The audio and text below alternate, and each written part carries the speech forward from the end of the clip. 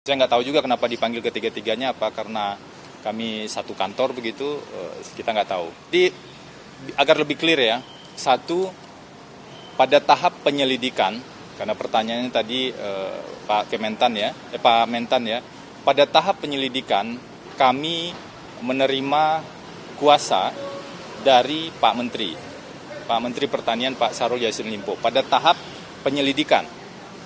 Di tahap penyidikan belum ada surat kuasa dari Pak Mentan. Itu kita clearkan dulu ya. Itu yang pertama. Yang kedua, tentu harus dilakukan assessment. Apa saja yang sebenarnya terjadi di sini. Ketika kami lakukan assessment, ketemulah beberapa titik rawan dan kami berikan beberapa rekomendasi. Rekomendasi itu pasti dampak lebih besarnya itu adalah pada kelembagaan.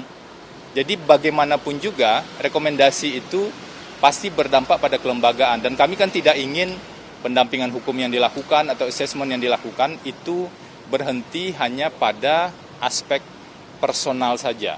Kami juga punya komitmen dan visi agar ada perbaikan-perbaikan dan kemanfaatan yang lebih luas untuk pencegahan korupsi. Instansi ya tentu di Kementan ya.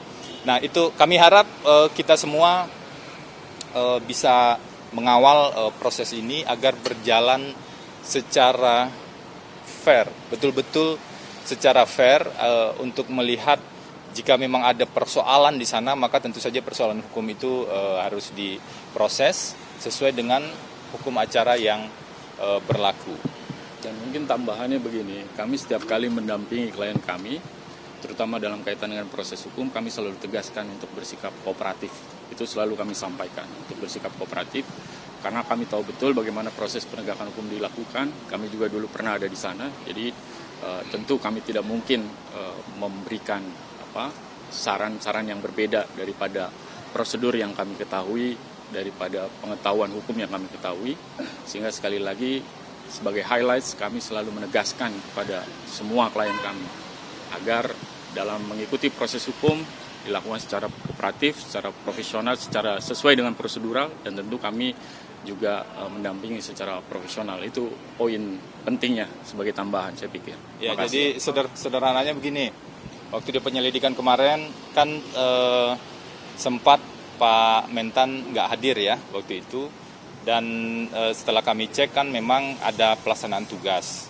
Nah, kami sarankan ya sebaiknya kooperatif dan datangi KPK waktu itu dalam proses penyelidikan, karena ini memang kewajiban sebagai warga negara, kewajiban hukum.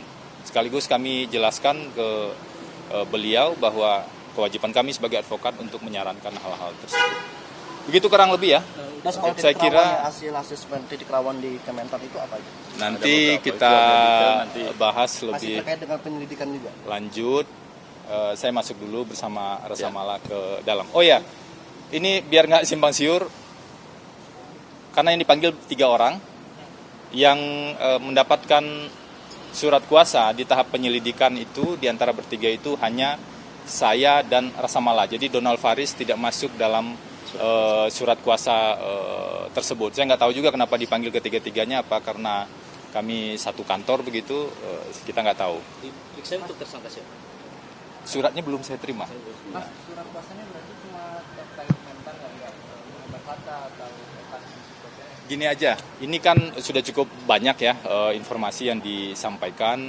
Lebih baik daripada saya terlalu lama di sini bersama Rasa Mala, lebih baik kami ke dalam untuk memenuhi panggilan ini. Meskipun suratnya belum kami terima ya, sekali lagi gitu. Mungkin